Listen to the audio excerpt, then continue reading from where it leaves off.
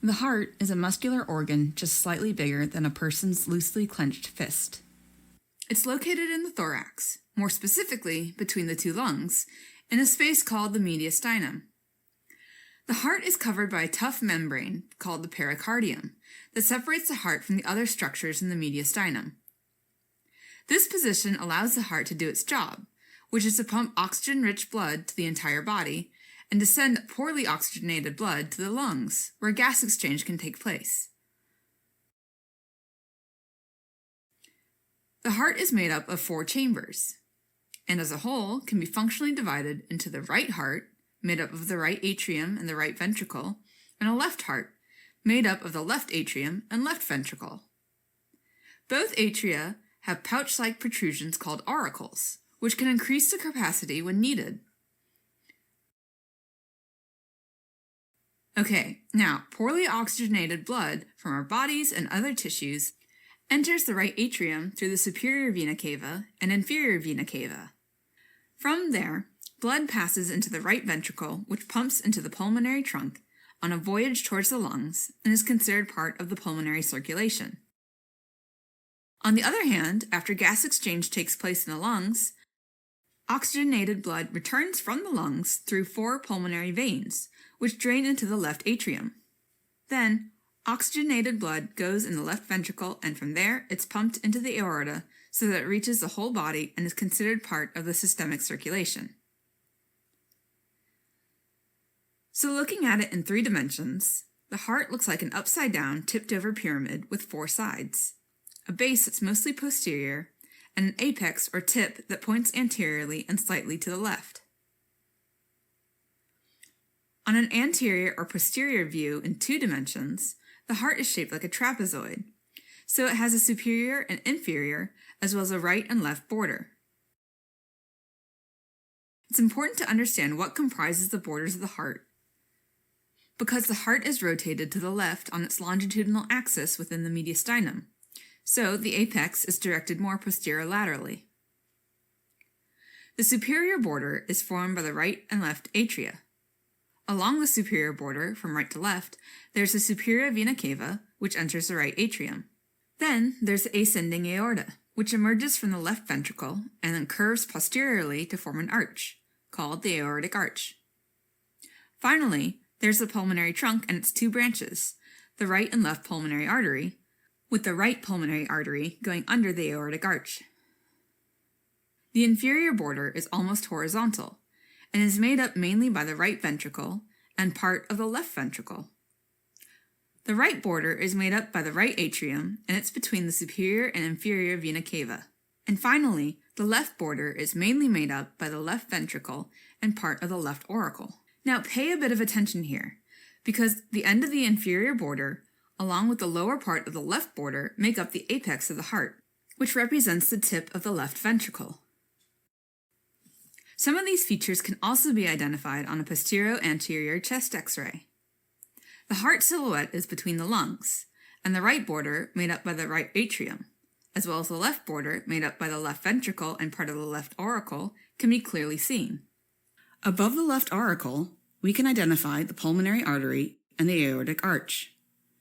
The superior and inferior borders of the heart aren't as easy to see as the right and left borders. Now, let's identify the structures in an anterior and posterior view. On an anterior view, we can identify several structures, starting with the 4 chambers and ending with the great vessels. From right to left, there's most of the right atrium located superiorly and inferiorly to it, the right ventricle. They're separated by the coronary sulcus, also called the atrioventricular groove, or AV groove for short. Then, there's the auricle of the left atrium and the left ventricle, which are also separated by the coronary sulcus.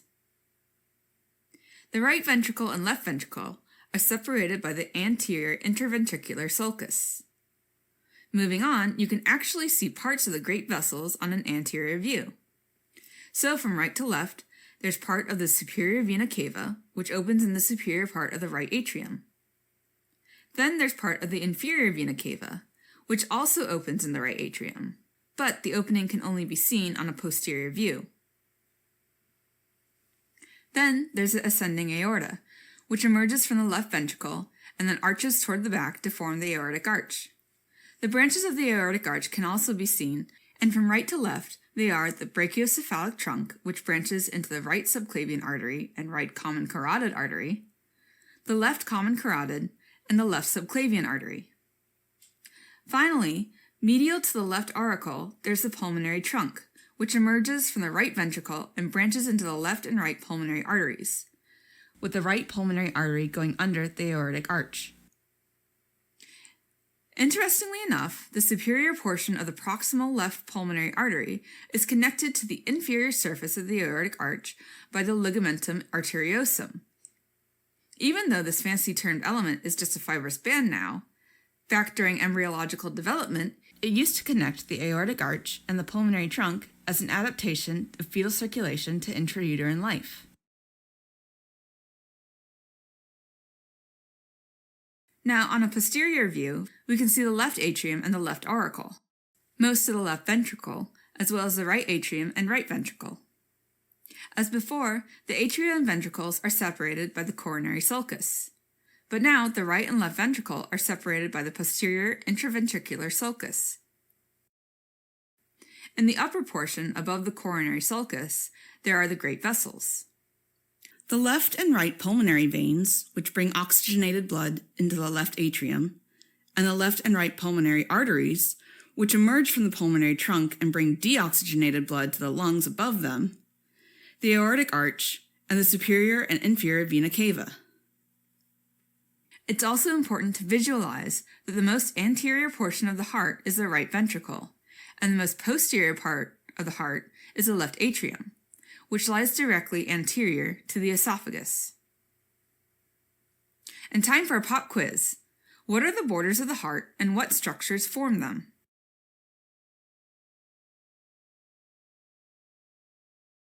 Very well, let's get back at it. Now let's have a look at each chamber of the heart, starting with the right atrium. This is a right anterolateral view of the heart, where we dissected the right atrium in order to see its contents. The right atrium has a smooth, thin-walled posterior part called the sinus venerum, where both superior and inferior vena cava, as well as the coronary sinus, open. Then there's a rough, muscular anterior part formed by the pectinate muscles. Externally, the smooth and rough parts of the atrium are separated by a vertical, shallow groove called the sulcus terminalis. Internally, these structures are separated by a vertical ridge called the crista terminalis. Inferiorly, you can also see the right AV orifice, also known as the tricuspid orifice, which is where the blood from the atrium goes into the ventricle. Now, the superior vena cava enters through the superior part of the right atrium, which is roughly at the level of the third costal cartilage. The inferior vena cava opens inferiorly almost parallel to the superior vena cava, roughly at the level of the fifth costal cartilage. Finally, the coronary sinus opens between the tricuspid orifice and the inferior vena cava orifice. Now, the right and left atrium are separated by the intraatrial septum, which has a depression called the oval fossa, or fossa ovalis, which is a remnant of the oval foramen, or foramen ovale, that connected the atria during embryological development. In fetal life, oxygen-rich and nutrient-rich blood travels directly into the left atrium from the right atrium via the foramen ovale to bypass the pulmonary circulation. Let's stay on the right track and move into the right ventricle. Just like before, we're going to look at an anterior view of the heart where we dissected the right ventricle. The right ventricle has an inflow part where blood gets inside the ventricle, and the outflow part through which blood leaves the right ventricle. The inflow part has muscular elevations called the trabecula carne, and the outflow part is formed by an infundibulum called the conus arteriosus, located superiorly and leads to the pulmonary trunk. So far, so good. Now, the right ventricle receives blood from the right atrium through the tricuspid orifice, which is posterior to the body of the sternum at the level of the fourth and fifth intercostal space. The tricuspid orifice is surrounded by a fibrous ring that's part of a fibrous skeleton of the heart, keeping its shape constant.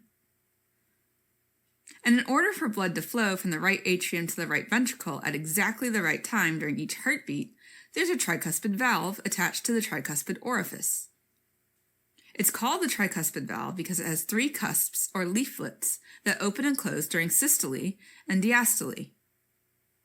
An anterior one, a posterior one, and a septal one. The base of each cusp is attached to a fibrous ring, while the free edges of the cusps are attached to tendinous cords called the chordae tendineae. These chordae tendineae anchor the leaflets to the papillary muscles, which are projections of the right ventricle. The anterior papillary muscle is the largest one and arises from the anterior wall of the right ventricle. Its chordae tendineae attach to the anterior and posterior cusps of the valve.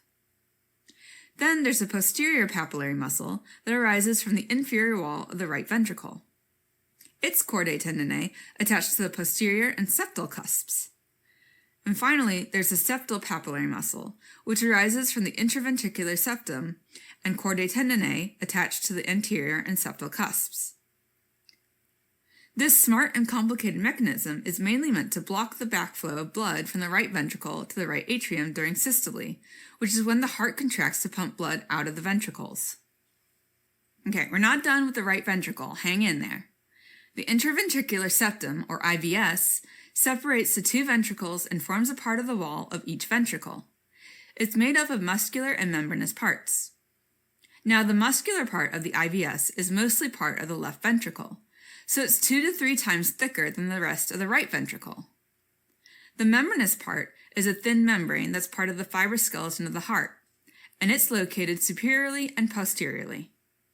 On the right side of the IVS, the septal cusp of the tricuspid valve attaches to the middle of the membranous part. Finally, in the right ventricle, there's also a muscular bundle that crosses from the inferior part of the IVS to the base of the anterior papillary muscle. This is called the moderator band, or septomarginal trabecula, and it helps the right ventricle contract properly by making the anterior papillary muscle contract at the same time as the other 2 papillary muscles. So, to put all these structures into perspective, let's briefly talk about blood flow. The right atrium contracts when the right ventricle is empty and relaxed. So blood from the right atrium passes through the tricuspid valve and enters the right ventricle.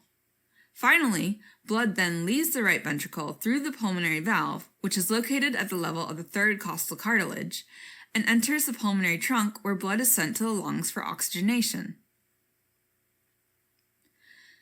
Okay, now let's pause for a heartbeat and see if you can identify the structures that make up the right atrium and ventricle.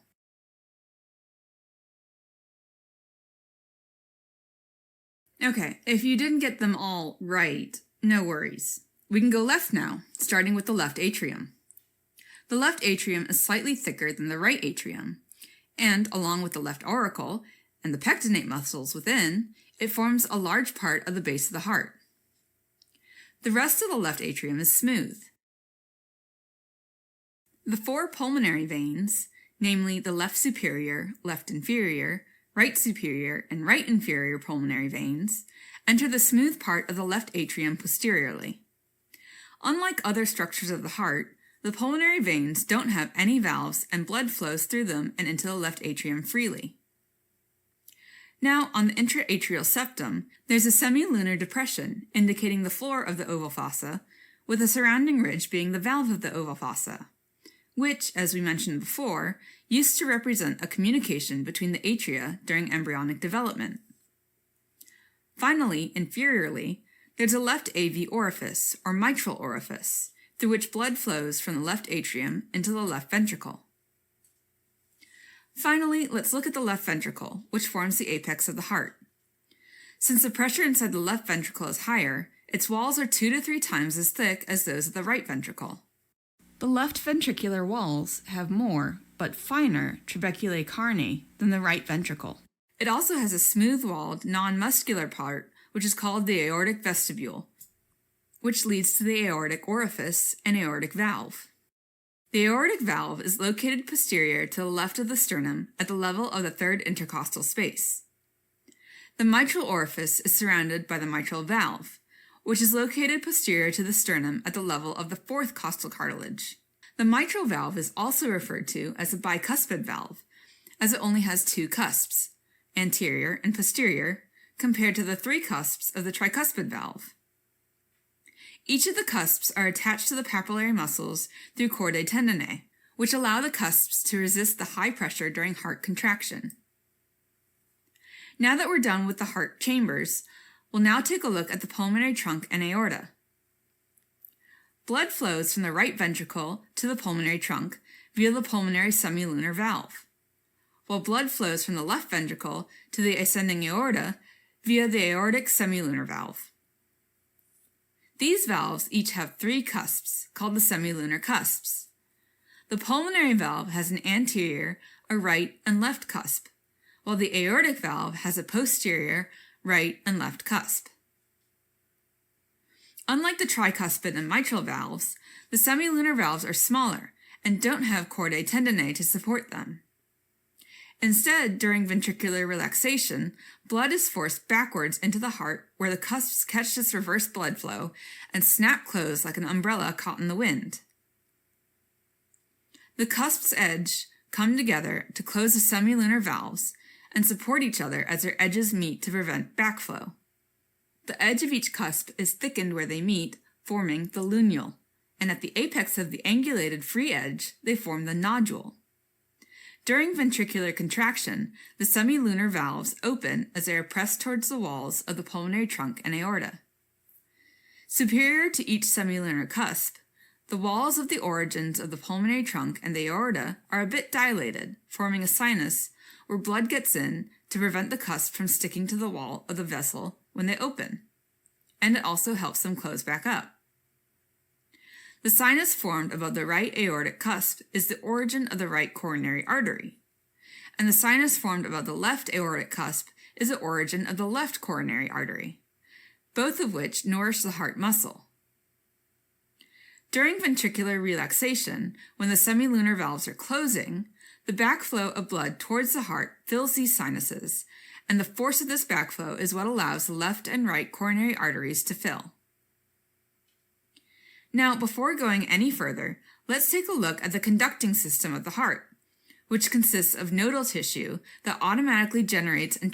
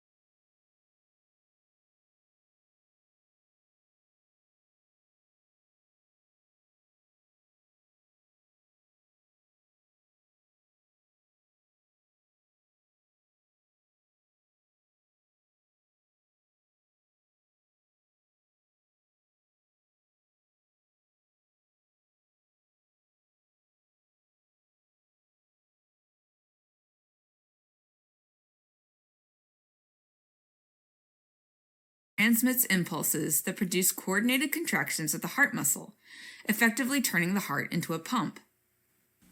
One special nodal tissue is a sinoatrial, or SA node, located anterolaterally at the junction of the superior vena cava and right atrium, near the superior end of the sulcus terminalis. The SA node is the pacemaker of the heart, and it establishes the basic heart rhythm. Then, there's the atrioventricular, or AV node, which is a smaller bit of nodal tissue located in the posterior-inferior region of the intraatrial septum near the opening of the coronary sinus. The way it goes is that the SA node initiates an impulse that's conducted in the atria, making them contract. The impulse then spreads to the AV node, and afterwards, the AV node spreads the impulse to the ventricles through the AV bundle. Finally, at the junction of the membranous and muscular part of the IVS, the AV bundle spreads into a right and left branch that further stimulates the IVS and then the respective ventricles through smaller branches, called the Purkinje fibers. This way, the ventricles can contract effectively. And that's the basic electrophysiology of how the heart coordinates its contractions so blood can leave the heart and reach every organ in the body. In addition to the conducting system of the heart is supplied by the cardiac plexus, which is most commonly found on the anterior surface of the bifurcation of the trachea, posterior to the ascending aorta, and the bifurcation of the pulmonary trunk. The cardiac plexus has both sympathetic and parasympathetic fibers, as well as visceral afferent fibers for the reflexive and nociceptive or pain-sensing fibers of the heart. The fibers of the cardiac plexus run along the coronary vessels and conducting system.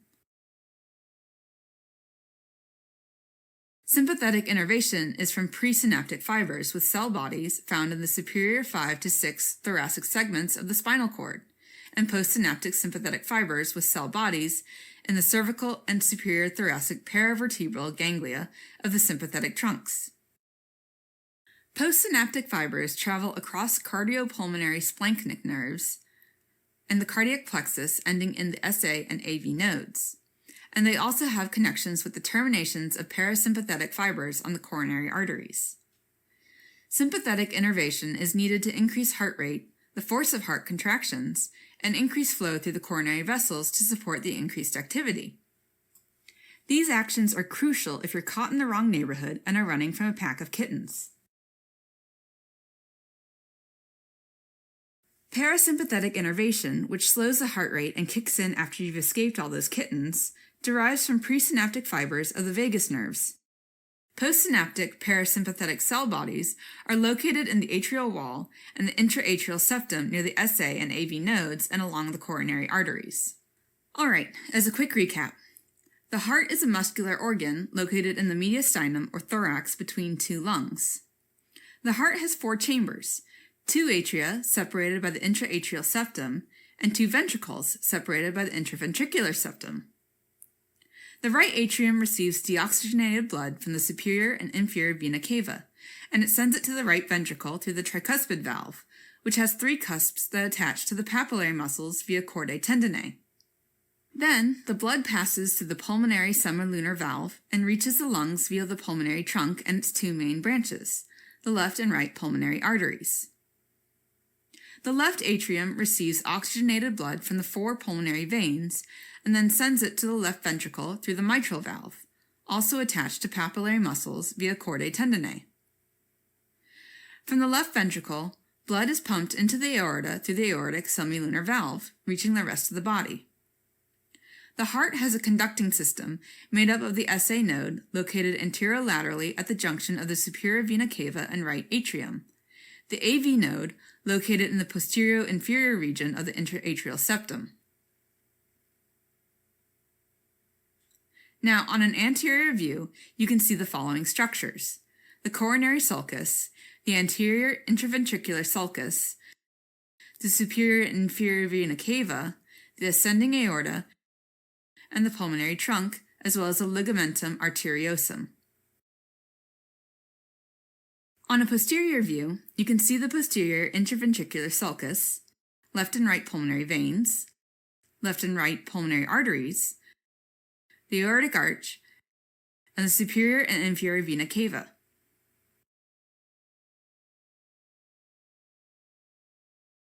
The heart is innervated by sympathetic and parasympathetic nerve fibers from the cardiac plexus, which is most commonly found on the anterior surface of the bifurcation of the trachea.